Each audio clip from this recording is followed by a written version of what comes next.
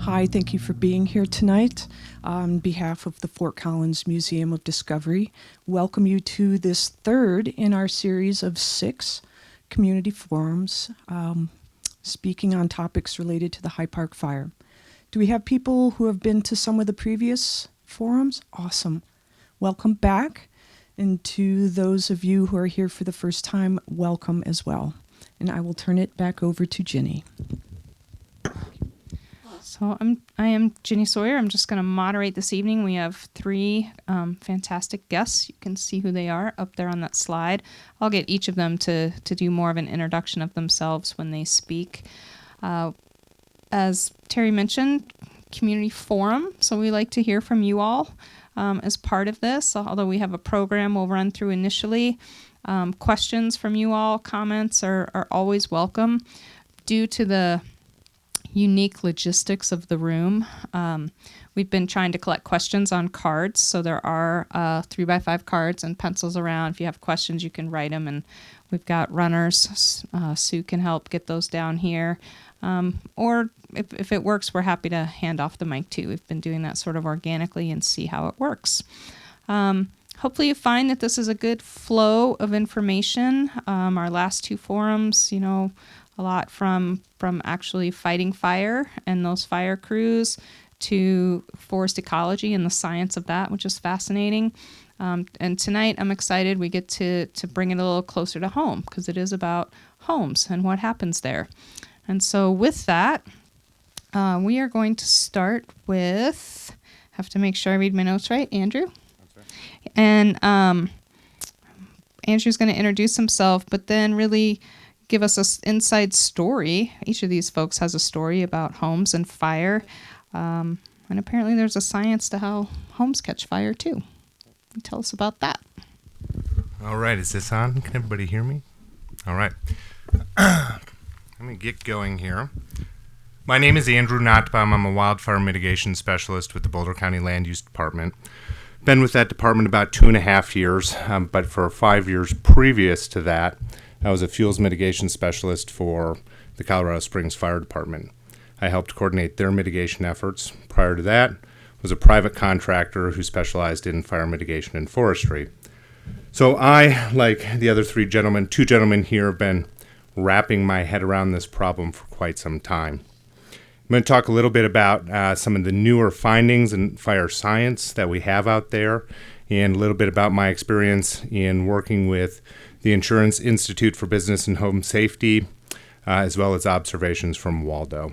So I want to start off by basically painting the picture of home ignition. The principles of ignition and flame spread and the different fire exposures that we protect our homes against, this is not new. Basically, we're trying to protect our homes against flame contact, radiant heat, and ember exposure. But what we have seen in some of the new science is really in the last 10 years is that the majority of homes lost during wildfires are due to ember exposures. And I think it's key to introduce the concept of there are 2 types of ember ignition. The first being direct ignition, and that's where you have embers coming into contact with the building component, probably through a vent or through a window, and starting combustion that way. The other concept is indirect ignition. We're seeing homes burn to the ground through indirect ignition, and that means where we have embers coming into contact with near-home combustibles, igniting that material, and then causing a direct flame impingement or a radiant heat exposure to a home. And I think that this is best illustrated through a video that I'm going to show here from the Insurance Institute for Business and Home Safety. Oh, I've got one slide first. The other concept to think about as well is what is a wildland fire? And a wildland fire is a combination of a flaming front and air-blown embers. This slide here I really like because it shows 3 different phases of a fire from the perspective of a home. The key point here is to notice is the red bar at the bottom is a relative indication of time. There's a pre-fire exposure. The fire passes the home relatively quickly, and then there's a longer post-fire exposure. We know this from after-action surveys and post-fire assessments that often homes go a long period of time during a wildland fire without firefighter intervention. There's a longer exposure of heat and flames to homes than just that flaming front. We also know that the combustibility of wood material is a function of heat over time. The longer wood material is exposed to heat, the drier it becomes, the more available it is to burn. So it's very important that we're going beyond defensible space and we're removing near combustibles near the home. Now, this slide is really important too because this represents a forest fire. It does not represent if you have an outbuilding, a shed, a garage, a vehicle, a boat, an RV, a gazebo, a pergola, number of different materials on fire. That's going to be a longer flame and ember exposure to a home. So for years, we made assumptions about homes and how they burned. This, for example, hey, what was the initial exposure? We can look at and go, this was probably ember exposure, but we weren't able to pinpoint the specifics of it because often during wildland fires, resources are overwhelmed and the number of damaged homes is very close to the number of destroyed homes. There aren't a lot of damaged homes to do post-fire assessments on. Okay, here is the IBHS video. And this is put together. This is from a lab in South Carolina. You can go ahead and start, great. Where they have an ember generating machine and a wind tunnel. And so we have ember exposure to a home. What are we observing here? Look at the front of that home. We have indirect ignition to a near home combustible being mulch. We have flames coming up, touching the home. We have radiant heat affecting the window. Radiant heat compromises the integrity of building materials. It preheats materials. If that window's open, we have ember intrusion, direct ember ignition, or entry into the home. We're seeing indirect ember ignition of pine needles in the gutter.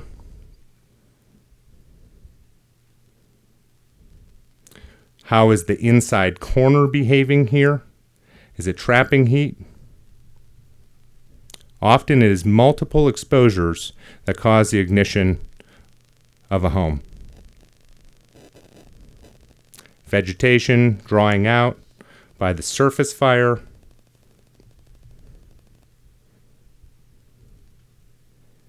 You can see there are pine needles in the valley of that roof there.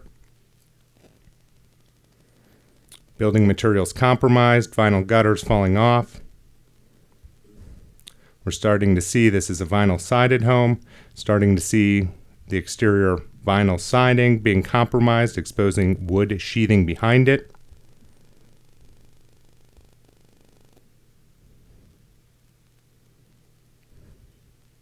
Surface fire in the mulch still going.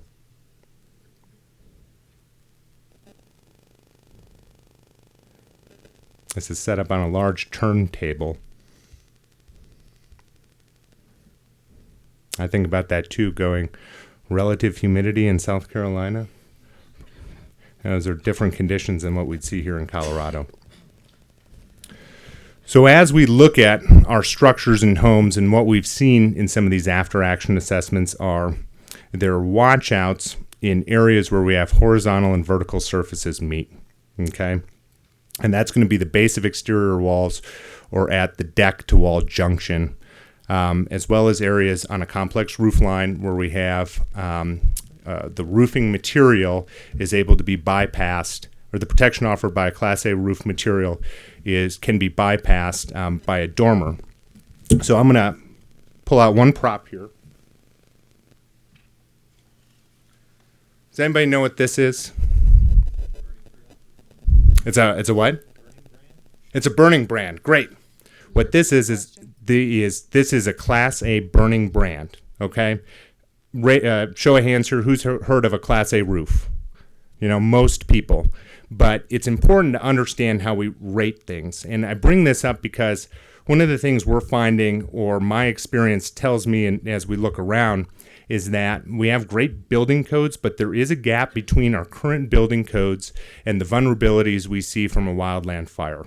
Our current building codes are based on flame resistant and flame spread testing, but that does not simulate necessarily what an ember exposure would be. For example, this is a Class A brand test.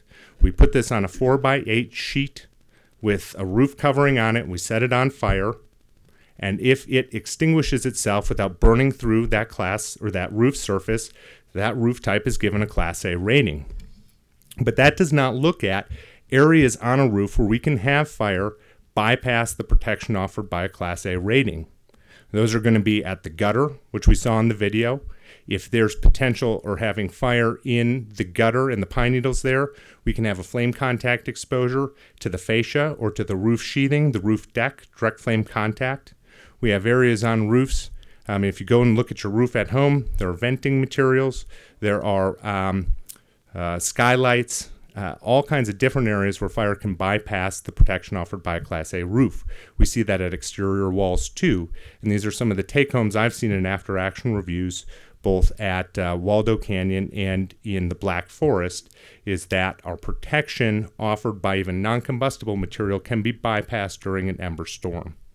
And so I think our codes, and as contractors and as design people, we need to do a better job of evaluating structures and then mitigating and hardening our structures for fire protection. Just a quick thing on Waldo Canyon. There's some great there's a great study that was post-Waldo, and part of our assessment is that was similar to High Park, similar time. It was a wind weather, it was extreme fire behavior, and then had a wind event on top of it, pushing fire in 3 different fronts into a very urban area in the city of Colorado Springs. There were 347 homes lost. One of the interesting things there is that 90% of the homes that were damaged were also destroyed, leaving 10% of homes, about 30 to 50 homes that we could actually evaluate and go do post-fire assessments on and look at the ignition source. That is pretty high in a wildland event. There were many ember exposures from cedar fence, receptive fuels near the home, and cedar roofs have a higher probability of ignition. There is the Institute for Science and Technology, NIST, is currently working on a study that should come out in the next couple of months. It was talking to somebody as part of NIST, and their estimate right now is that it could be as high as 3/4 of the homes lost there were due to a conflagration, meaning the small percentage of those homes were ignited by the forest itself. And then it was building to building ignitions through embers and radiant heat. And I guess to the one point that I've seen too is we need to look beyond vegetation and look at our outbuildings and other ignition sources, not just the forest, okay? Your doghouse may be the biggest thing at risk. It may not be the tree in your deck. So with that, I'll pass it on. Wow, thank you. So next up, we have Mike. I'm going to let you say your last name. And you've actually done studies on High Park home fires, correct? Yes. My name is Mike Caggiano, and I'm at Colorado State University, and I'll be sharing with you some of my results from a study I'm doing on home loss in the High Park fire. Whoops. Hold on here.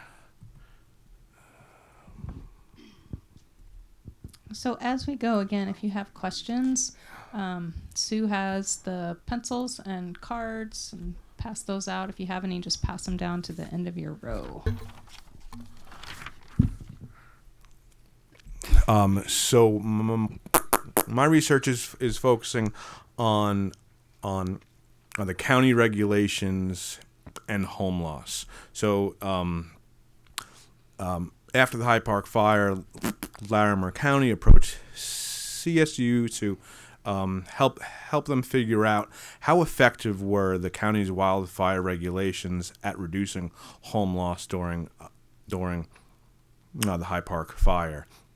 In 1998, the county passed regulations aimed at reducing the wildfire hazard in the wildland-urban interface, and the gist of the regulations was that all new construction needed a defensible space and a Class A roofing and 10-hour siding. That goes back to the stuff that Andrew was just talking about, those types of construction codes.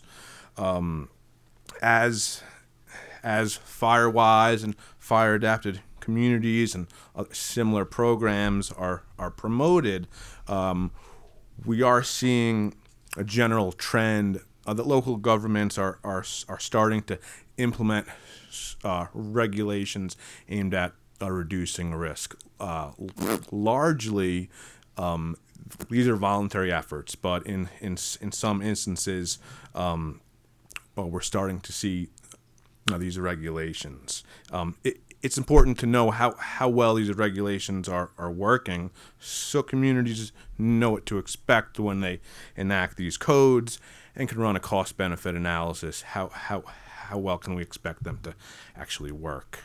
What we did is we used a GIS analysis that stands for Geographic Information Systems. This is it's computerized mapping. It's layers of spatial information that's tied to a database. So we collected data from the county assessor on the post-fire property damage assessment. We collected building permit information from the building department on those defensible space assessments that were conducted, and we got some national data sets as far as the burn severity and land cover and elevation models. We linked that data and we did an analysis in order to find out what were those rates of structure loss between those homes that complied with the regulations and those homes that were grandfathered in. Now, overall on the Hyde Park fire, 34.8% of all structures were lost over the entire fire. You will note if depending how observant you are, I have a total number of burn structures of 438. That's much higher than the 250 homes which were lost on the fire. So I just want to make sure that's clear that we included all structures that were lost in the fire. That includes primary residences and the outbuildings and garages. So out of those homes that were grandfathered into the regulations that did not meet the new code compliance, those are what I have listed as my pre-1998 houses. So we see that the structure loss rate for that population was 35.5%. For those houses or for those buildings that complied with the regulations, we had a structure loss rate of 33.9%. So for all intents and purposes, there was very little difference between rates of structure loss for houses that complied with the regulations and those that were built before the regulations were enacted and were grandfathered in. Here are some additional findings.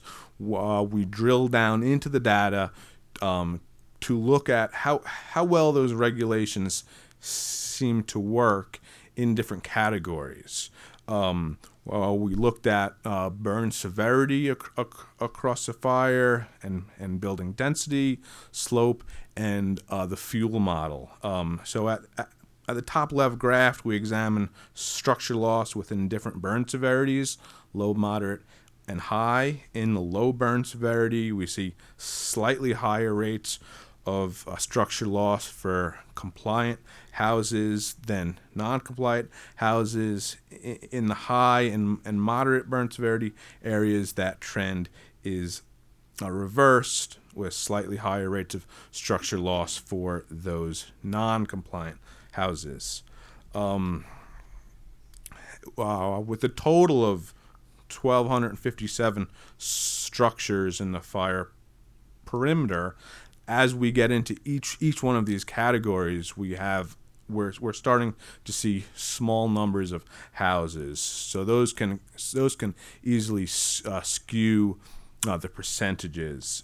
So just kind of urging everyone to take these, to interpret these results with caution. There are numerous limitations to this study, and I find these to be some of the most interesting. As far as the characteristics of home goes, we know that homes built after 1998 complied with the defensible space regulations and the fire construction, the fire-resistant construction material. We don't really have good data on what the construction materials were of those pre-1998 houses.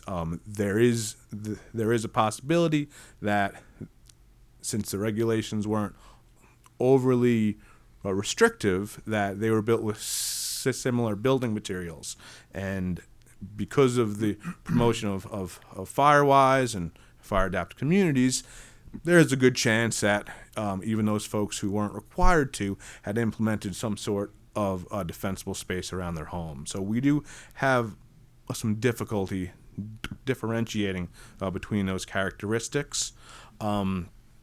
Well, one of the important factors that comes up is the maintenance of defensible space. The county code required defensible space to be implemented at the time of construction, when the building permit was issued. Now, defensible space, as Andrew hinted at, is something that needs to be maintained over time. The trees themselves aren't going to grow back very quickly, but it's mowing the lawn. If you cut the trees, you'll have increased grass production. So if you don't get up into the gutters and clean the gutters, your defensible space becomes less and less effective over time. That's an important fact to consider.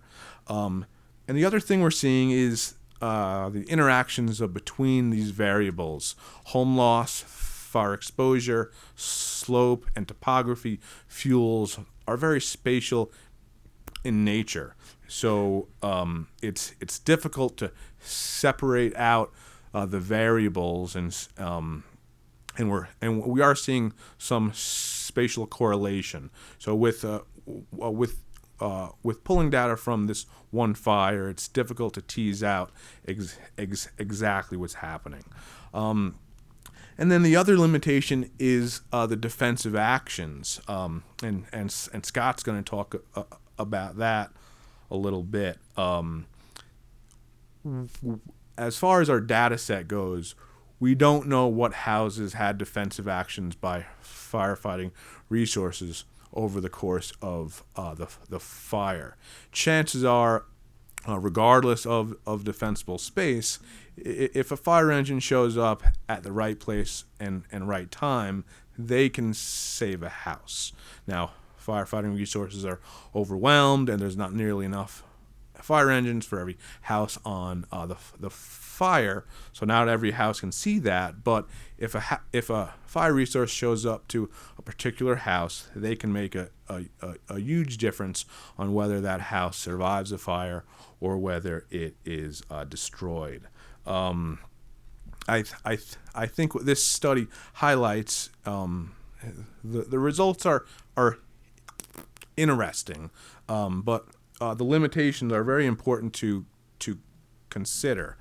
And And I just want to make a distinction that the analysis we conducted looked at if the county codes had an effect on home loss during the fire. Now, while the county codes required defensible space and fire-resistant construction material, the county codes are a proxy for that. So this research is not saying defensible space is not effective or fire-resistant construction material is not effective. It's something to do with either the exact conditions of the fire or the code or the implementation of the code that we didn't see a big impact on home loss. So I just want to make sure that point is clear. And that's just about it for my presentation. Scott is going to give a very interesting perspective on what a house actually goes through during the whole course of the fire. Thank you. Fascinating. That's a lot of data. Scott, I'm going to introduce you first and foremost as having wildland firefighter experience and a lot of forestry background, and then introduce you as someone who stayed and defended their home. Tell us your story. Well, thank you, and good evening, everyone. Glad you came. My name's Scott Golden. Forestry is I need to have some qualifiers on this and keep it in context of what I'm going to talk about tonight. Forestry is my profession. It has been for a long time. I've been red-carded wildland firefighter for a long time. So please understand that my decision to stay was well-based. I've lived up there 25 years, so I had a long time to think about this from a forestry and a wildland perspective. I do work for a local agency, which some of you know, and that's why I'm coming at this from Scott Golden as private citizen instead of working for an agency. The political and the social aspects of prepare, stay, and defend, I really don't want to get into tonight. I think that's a discussion for another time. What I'm really want to talk to you about, as far as that set aside, what I went through from day one, and I stayed up there the entire 3 weeks, and what I saw. From a professional forestry and wildland firefighting perspective, it was absolutely fascinating. And I lost a lot of weight, too. So another little plug here on this title slide. It says a Golden Tree Farm. I'm also a member and have been since 1990 of the American Tree Farm System. Those of you that have private forested land, I'm going to put in a plug. The American Tree Farm System is a great thing. It can help you manage your private property. Okay, so help me. June 9th, right, was a little bit of an off day. It had that feel to it that something was up. As Mike mentioned earlier, defensible spaces need constant attention, and I was feeling like I was a little bit behind with mine. Moved the horses around to start doing some grazing. Was in the middle of some cutting and doing some other things around the property when I looked up to the southwest, not far from me, and saw a very large column. That got me, I won't say excited, but definitely intrigued. And it also happened, it was a bit of an emotional day because my ex-wife was hauling like one of the last loads out of the day too. So it was a lot going on at once. The wife is loading the pickup truck, and then all of a sudden I see the large column. The good news is out of that load, though, that my ex-wife was able to take down the horses, which is a good thing, but emotionally it was a little bit. So it stayed across. I live on Mount Ethel. For those of you that are familiar with it, there'll be a Googler shot here soon. It pretty much stayed on the other side of the road, spotted to the road below me, and kept active all night, but it really didn't make the run, or it did not make the runs up the northwest side of Mount Ethel where I live, until June 10th, the following day at about 10 o'clock. I felt my lips crack, which is always, I wasn't slinging weather. I was busy trying to get my home ready for the onslaught of what was coming on, and my lips cracked, and about 15 minutes after that, I heard a boom, and a lot of these jackpots of fuel. Does the mouse show up there? It does, great. A lot of jackpots of fuel from Beetle and other things that were down here literally sounded like an explosion. They blew up. So I have a little short video clip here. I didn't get many pictures, as you would imagine. Number one, I was very busy. And number two, I had 2 cameras and a phone seize up because of the ash. So You muted this, right, Sue? I think I'm talking into it, but with the sound of the fire, it's really hard to hear. So we're looking to the northwest from my place. It's really starting to get active below the house. Starting to build off to the north. And as you'll see an aerial here, I've done a lot of forestry work on my place, and I actually have a 3-acre patch cut up behind my barn. So basically this is getting split and getting ready to go around me. But as it's building up, heat is building up. There was a lot preheating from a fire behavior standpoint was very important in this. Okay, and then the next slide is probably about 20 minutes after that shot that I took. And this is coming up from the south. If you look to the top of your screen, the ridge that runs up Mount Ethel, when I first heard those explosion of jackpot fuels down there, it made a run right up the ridge. And then about another 5 minutes later, you heard another boom, and it made another ridge. And it basically was like slicing cheese coming all the way down the ridge. And what that told me was it was having to preheat these fuels before it was getting to this point. But here's the last run that it made to the south of my house. This was all stand replacement fire. My place that you see right there, in 1990 it was all Dog Hair Lodge pole pine, and now it's not. So this is the last run coming right up. I was down in front of the house, and granted, again, know that I had a complete plan in place as far as where I was going to be, right down to the point if things really went pickle, where I would deploy my fire shelter. The ranger that came to try to convince me to leave and I had a very interesting discussion about that.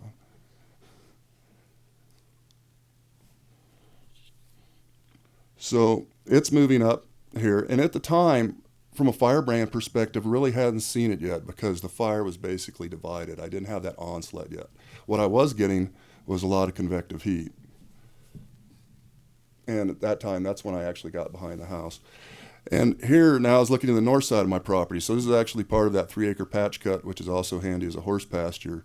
And if you'll notice, I don't want to point out because this is the last time you'll see this slide, that is grazed very, very short. And I actually did that. I try not to overgraze. I don't have any stock up there now. But we use a lot of this electric fencing, rotating grazing. I use that to my benefit from a defensible space perspective. I had set up this exact same situation right behind the house. I don't have to buy hay and I don't have to run the weed eater, so the horses are pretty good at that.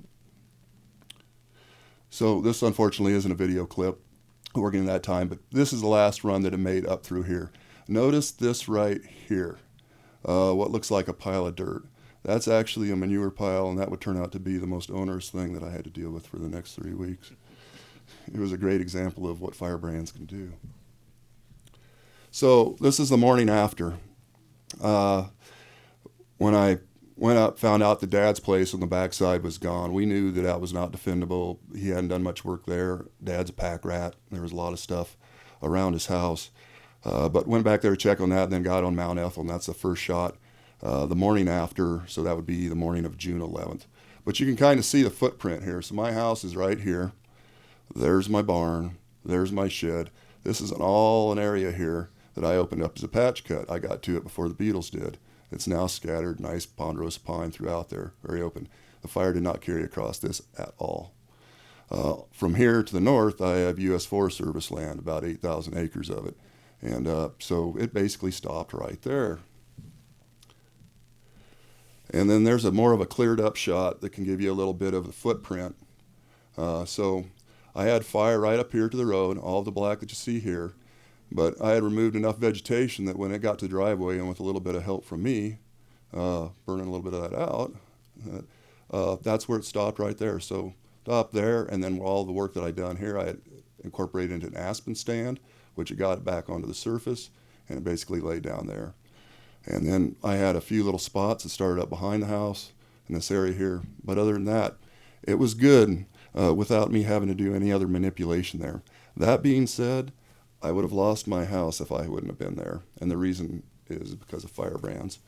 So that's a Google Earth shot of the northwest side of Mount Ethel. You can see my property. This is my property line with the feds right here. It goes up Mount Ethel and down. But all this in here is gone. That's all gone. It dropped the surface here where I had actually done what's called a shelter wood in lodgepole pine, pretty tight shelter wood with some ponderous pine. It dropped to the surface there, gone. That being said, a lot of these trees ended up dying anyway just from convective heat. That's a different discussion, but they were green after the fire, but then 4 months later the needles dropped just because the heat was so intense from that. So I go back to that. Can I ask a question? Yeah. When you say you would have lost your house if you hadn't been there because of, what did you say? Firebrands or embers. Embers. Yeah. Okay. So I'm gonna Okay. I'm gonna back up a little bit. I kind of wanted to get through the sequence of events. How are we doing for time? 'Cause I know You're fine. Okay. So from that first day, when I saw the plume and Anne was leaving off the hill, it was great. She could take the horses, and then I could completely concentrate because at that point then it was just me up there, and I had nobody else to worry about myself. The main things I worried about right off the bat is, number one, the power is going to go down. So having stock, livestock, I had all kinds of stock tanks. I had some empty stock tanks, moved those around, filled those up with water. I also, as long as I had water, I put out what's called a little hose, or a garden hose version of a progressive hose lay, and soaked what I knew would be really, really susceptible to firebrands. Because going into this, about 10 years, 11 years prior, you'll remember the Hayman fire, and I actually had a forestry contract down there with Denver Water, so I lost my base camp down there. But something I noticed in a lot of those structures, and that fire really opened the eyes to people as far as, we're driving through, the flaming front has been 2 days gone by, and we have a structure that's fully involved. You would see these house prints where the trees around are fine, the defensible space was fine, the grass was green, but then there's a black footprint. That's all I've seen. And that really started me scratching my head. And then at that time, a fellow by the name of Jack Cohn, who's with the Rocky Mountain Research Station out of the Missoula Fire Lab, started talking about some of his results and some experiments that he'd done in Canada where you can set large tracts of forest on fire and people don't get too worried. And that was very eye-opening. I completely drank that Kool-Aid. So coming into this, I knew exactly what I was going to be facing, or I could envision it pretty well what I was going to be facing. So going back, any of those areas that I thought were going to be really susceptible, my house is not a post-1998 house. It was built in '79, and the guy drank a lot of Old Milwaukee while he was building it. So it has gaps and holes and cracks and places where I've done a lot to help fix that, but still there were vulnerabilities.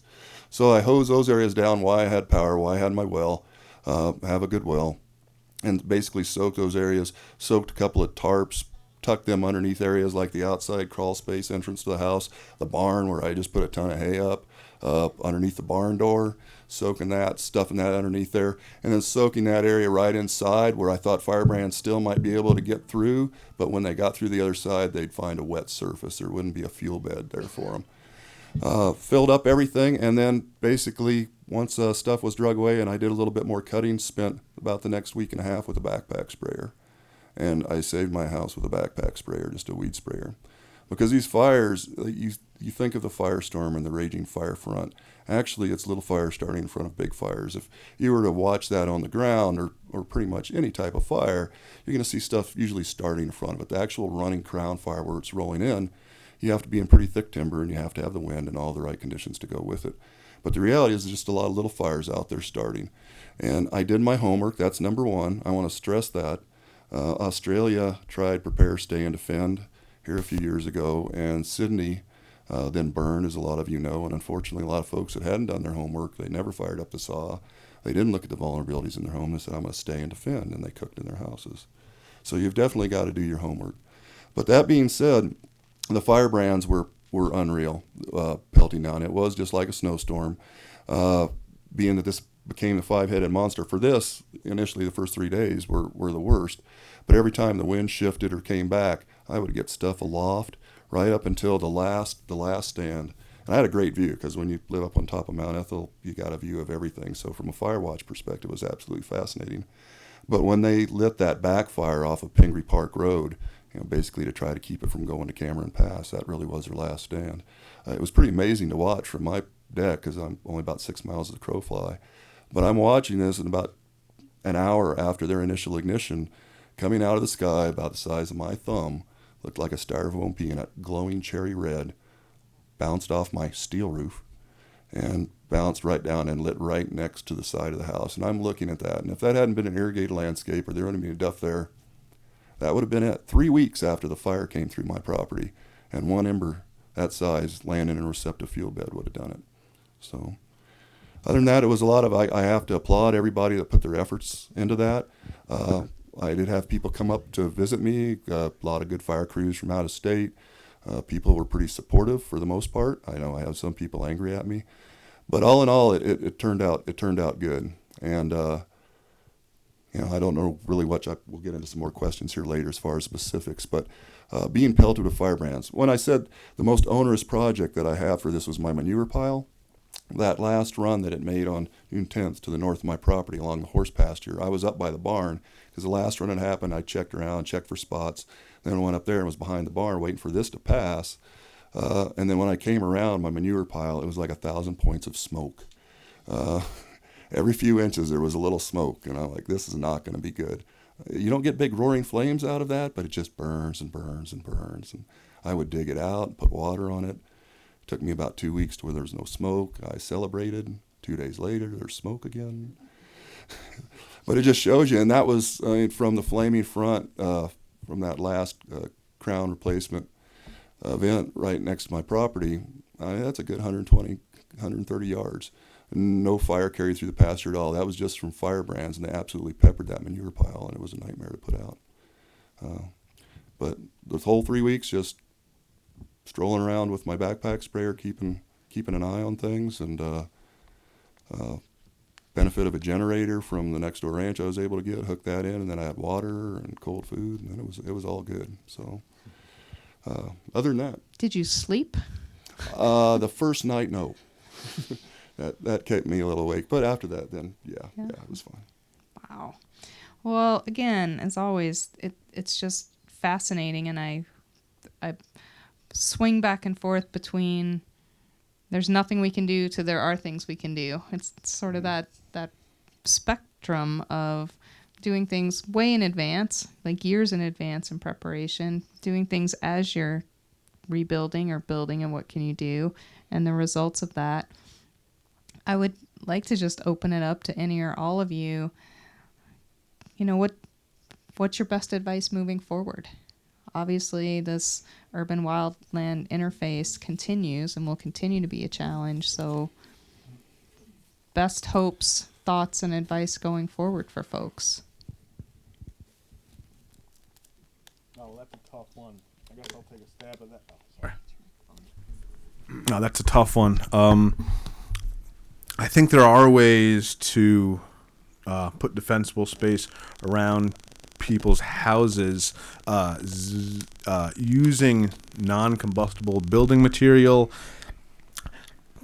and xeriscaping is one way to help with that. But that's the complete removal of fuel from around your property. I think the difficult part is people move to the mountains in order to be surrounded by the woods, and they don't want to remove the woods from their property. And even if we were to build homes from completely uncombustible building material and xeriscape around our house, the house still has openings. It still has the doors and the windows, and those are all and no matter what we do, those are all going to be potential points of entry. I think we can reduce the risk of our homes igniting during wildfires, but only a certain amount. I don't think we can eliminate that risk. There is no fireproof. I don't think there is.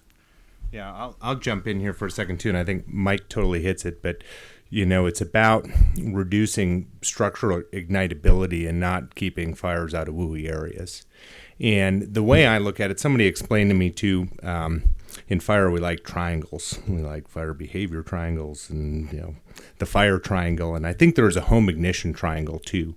And the three components of that are one being environmental factors, which include vegetation. We can modify the vegetation to change how, the composition and density in an attempt to, reduce exposures and how fire is going to behave. There are the building materials and design components of it that we can address. If you have a pre-existing house, some of those are going to be harder to retrofit for wildfire than a new construction. But the third component is the human behavior side of it. And I've seen homes burned to the ground because of small things that could have been prevented. For example, a broom on the front porch or underneath the deck or the wood pile where it's located, or closing your windows before you leave and there's an opening into the home. And that human behavior side is a variable we can't quantify necessarily. And so it is whether you're staying and defending, or if you're just being somebody who's prepared, you need to have situational awareness of living in the mountains and prep your structure. When it's dry. Like Scott said, when you have that feeling, and you're seeing it on the news, and the Southwest starts to pop fires, it's going to be a fire season on the Front Range potentially. So that human dimension side of it, and the preparedness side, and the maintenance, which we've all talked about, I think is key to home survival. I just built a home in the mountains, and it's a new home and really designed it to be fire resistant. But I also think it's an accepting the fact that under extreme fire conditions, and if I'm not prepared, whether I'm there or not, I could lose my home. And even though I've done a lot and feel good about my defensible space and my structure, I can accept the fact that I may lose my home. Scott, anything you to add? I think it's, and this is Scott talking, I think it's very important for us to take responsibility where we live. I think it's very important for us to recognize the environment that we live and the disturbances that naturally occur. That being said, everybody should have defensible space. You can deal with fire that's on the surface. All the fire pretty much right in front of my place, other than once you got off into the thick timber, it was fire I could walk through and actually work through and put out hot spots.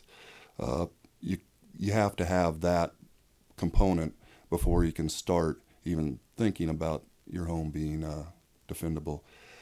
The brand issue is huge, as you've seen, especially with the Ember generator and what you've heard tonight. And it's a maintenance thing. That little bird that built a nest up underneath your eave could be what takes your house down. So really looking at all those places, think of it as a snowstorm. So hopefully most of you aren't going to be at your home when the fire comes through. But think of it like when it's snowing sideways. That's a great way to really think about what the ember shower is going to look like, because it does. I've seen it. Little eddies and corners in your porch, in the little areas at the bottom of your house, the walls, where it collects next to the steps. There was a mobile home at the bottom of my driveway. This thing was steel, and it was skirted with steel. It was steel all the way around it. Yet when I did make it down to the bottom of the road, there was a black footprint there. Why? Because it had a rickety wood stairs that was covered in pine duff, and that's what took that entire structure down. So it really is the little things. There's never 100%, but knowing what we know now, especially with embers, and even though what Mike's research has shown, the materials out there, especially when it comes to certain types of vents and things like that, are so far superior to what we used to have. I think the more that we can incorporate into our structures, the better off we'll be. But we need to learn to live with fire, is what it boils down to. If there are questions, please pass your cards to Sue over here at the end, and we'll get those. This might be thin ice. Here we go. So everyone should have defensible space, and that makes sense. There are a lot of different property owners up there, including state and federal and private and all those things. Thoughts about how you bring all that together. You said your neighbor was U.S. Forest Service to that burn line. Or are we doing all we can at every level to ensure that kind of defensible space?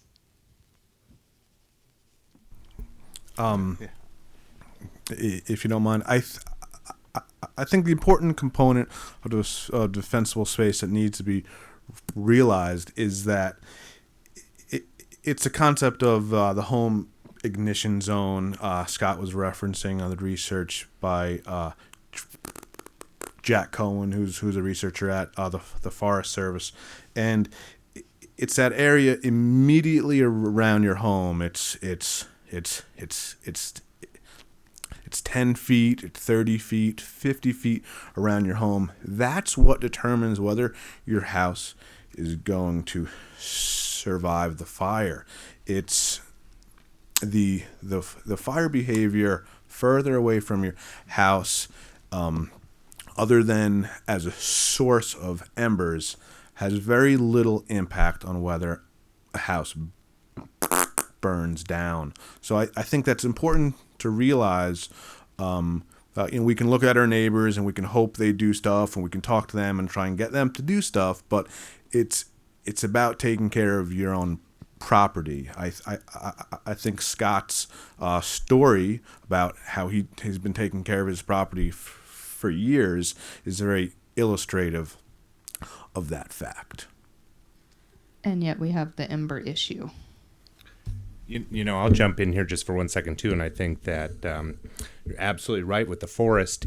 I would be more concerned though, as the image I showed earlier, the flame front in a forested environment is fairly quickly that initial heat flux, and Scott talked about this too. They're spotting fires all over, pre-flame front, after flame front, rekindles.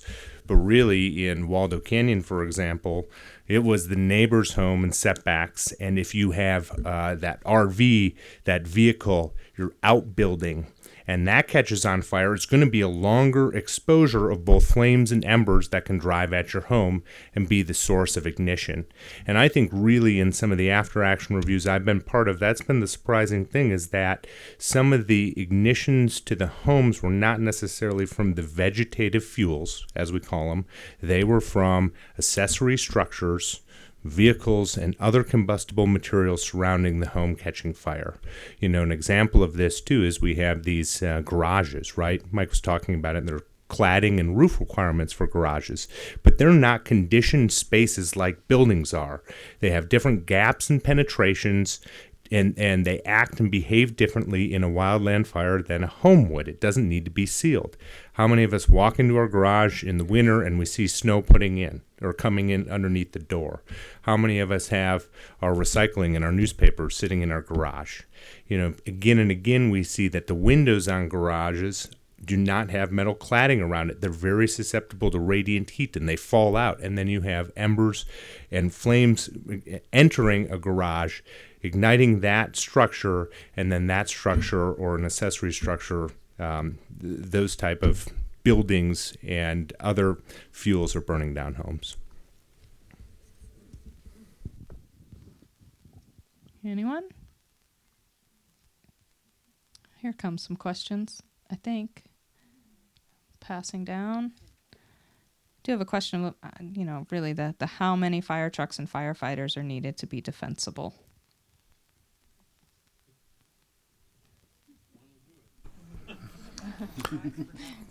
In order to be effective, I think, in order to drastically increase the chance of your house surviving, you need one engine in front of your house. So on the High Park fire, if there were 1,257 structures, we would have needed 1,257 engines.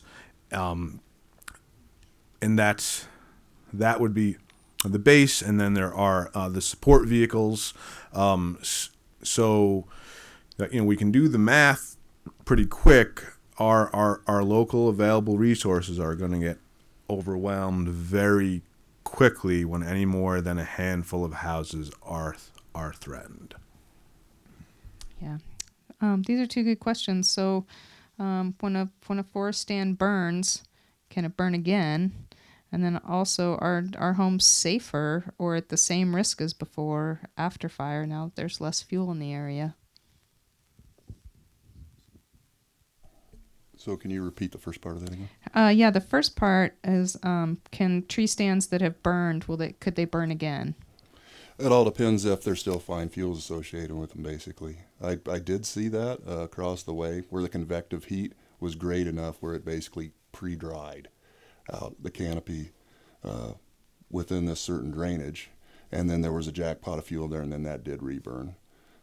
In the case of a lot of this, where the burn severity was the highest, there was nothing to reburn.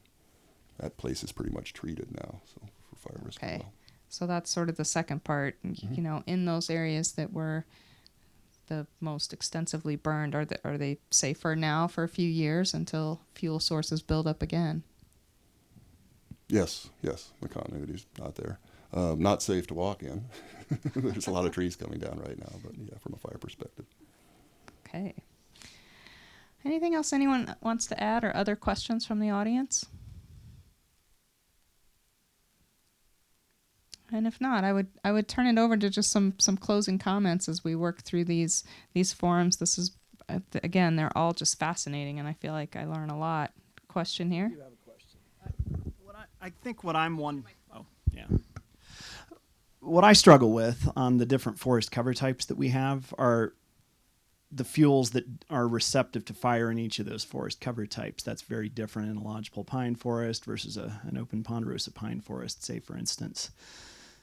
So, you know, the question of are homes safer now post-fire, there may be a question that they may not be if there's an increase in fine fuel growth that could increase surface fire risk.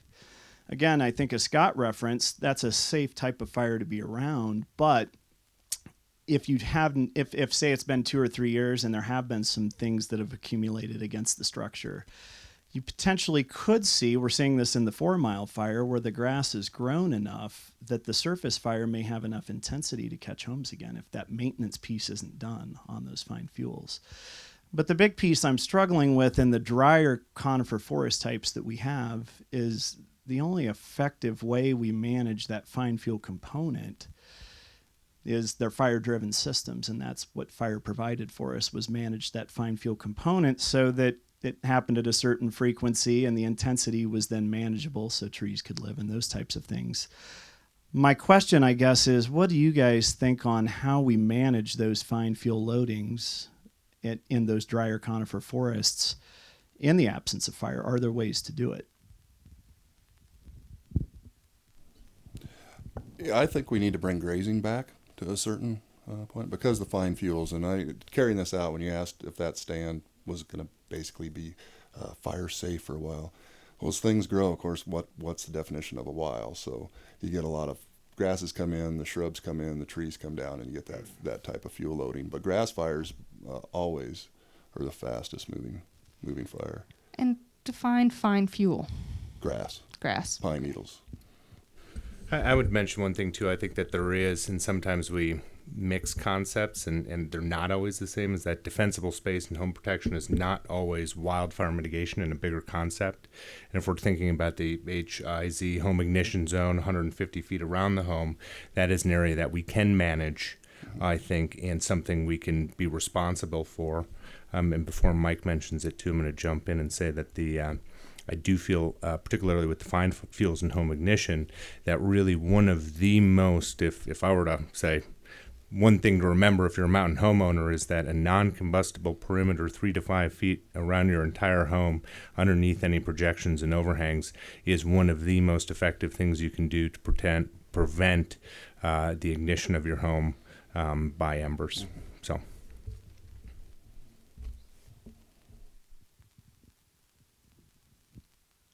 Others?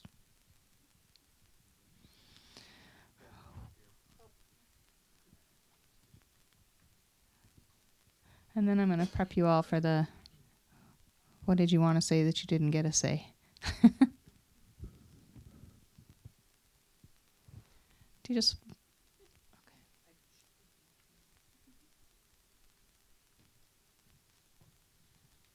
Don't run in the dark on the stairs. Our question is, I always hesitate, what's the truth?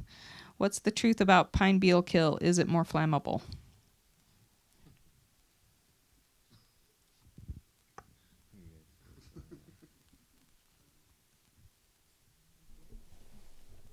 It's a split decision at this point. Okay. And there is one on the front here. Talk in the media about limited roads in and out. Do we have good evacuation routes? I think that's an important question, and it's an important issue that a society has to deal with.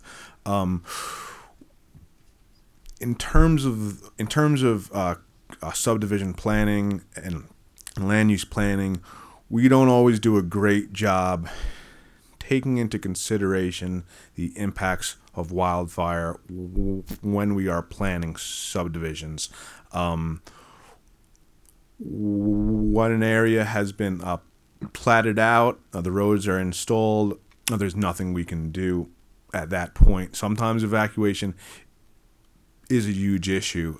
Thankfully, the loss of life from wildfire is relatively low compared to other natural disasters. I think that evacuation, that ingress-egress, is a two-way street. I think we need to be concerned about making sure those first responder resources have ways to get in and out of dangerous situations. The land use planner in me would love to see new subdivisions planned with wildfire in mind. So putting roads around the outsides of subdivisions instead of just in between, having multiple ingress and egress routes to give both homeowners and first responders options. I think there is a lot we can do in terms of planning for new growth.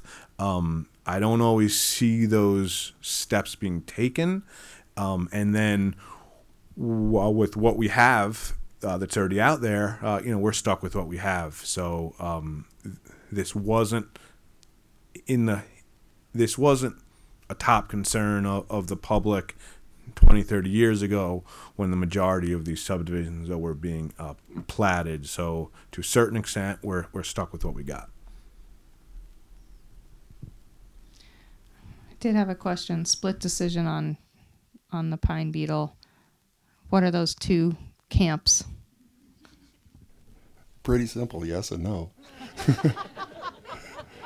A lot of firefighters have observed increased fire activity and beetle-killed stands.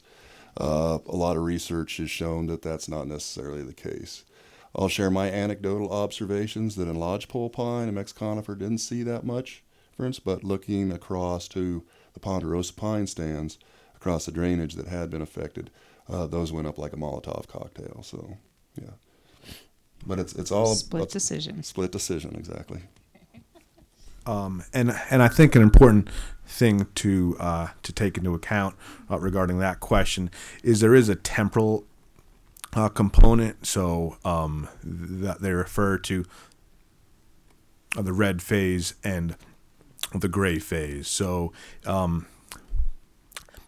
as the tree dies, it no longer is uptaking moisture. So the needles become very flammable.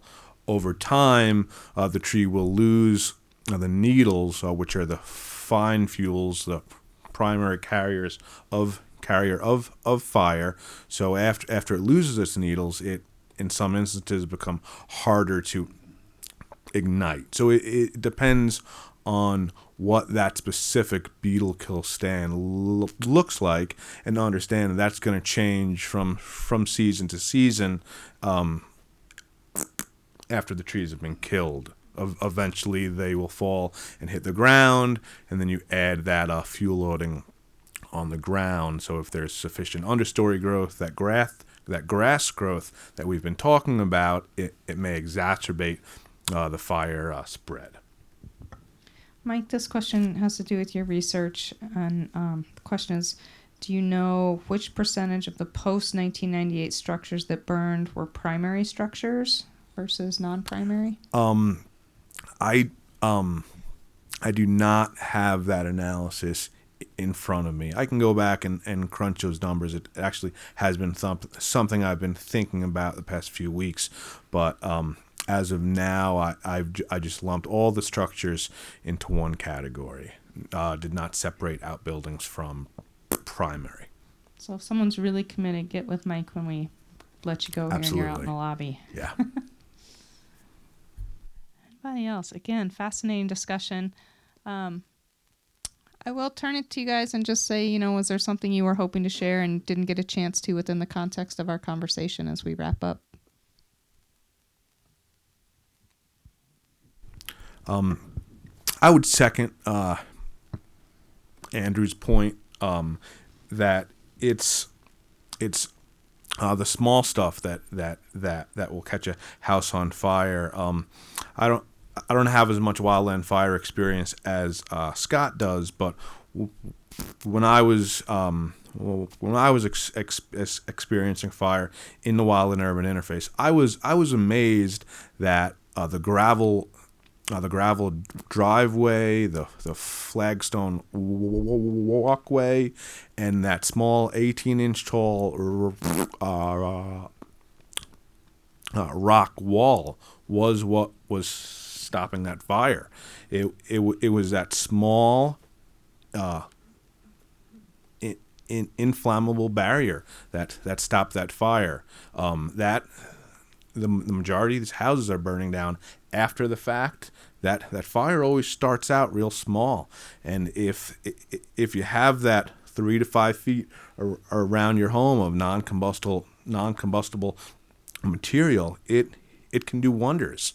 I saw railroad ties on the opposite side of that coin. I saw railroad ties ignite more homes than anything because they were so commonly used for landscaping. But that small gravel walkway had the power to stop that fire, and I've witnessed that small little thing save at least a dozen homes. Yeah, I would second that too. I think that what I've heard called bridge fuels, whether it be a fence or a railroad tie or an arbor or something that is easily ignitable, that can lead fire as a wick to the home, is very important. I think the one thing too that I saw 2 examples of both in Waldo and on Black Forest that kind of blew my mind is at the base of exterior walls.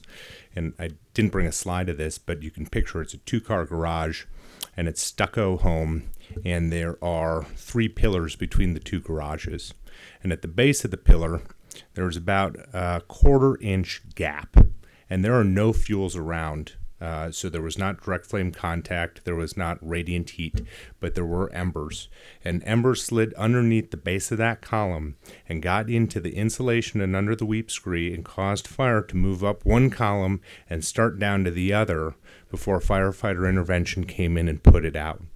And I've seen this too in the Black Forest, where we didn't have proper ground to siding clearance, where we had actually a hardy, non-combustible cladding or siding there, but because we had combustibles, pine needles collect at the base of that wall, ember ignition of those combustibles, we had fire bypassing the non-combustible siding and get into the sheathing and into the stud cavity and start a fire that way. And the real interesting thing we've seen with some of these fires is we've had resources on site that have been able to put out some of the fire.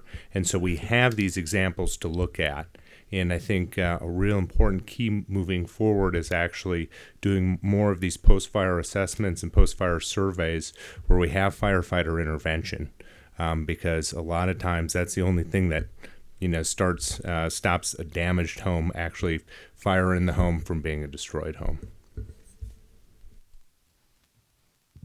Anything, Scott?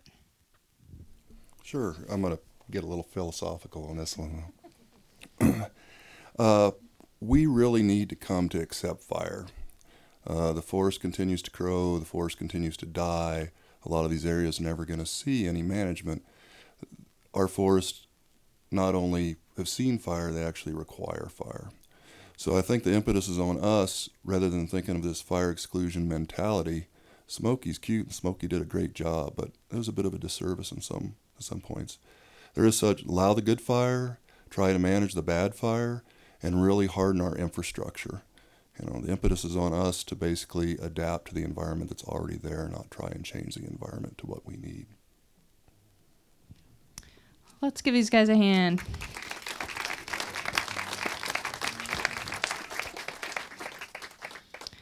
Thank you all. Thank all of you. Again, there are snacks and treats in the lobby and time to hang out. If you had a question you didn't want me to read, you can ask them here. And please come back next month. Tony, what's the date on there? April 9th. Same time, same place, right here. Thanks, everybody.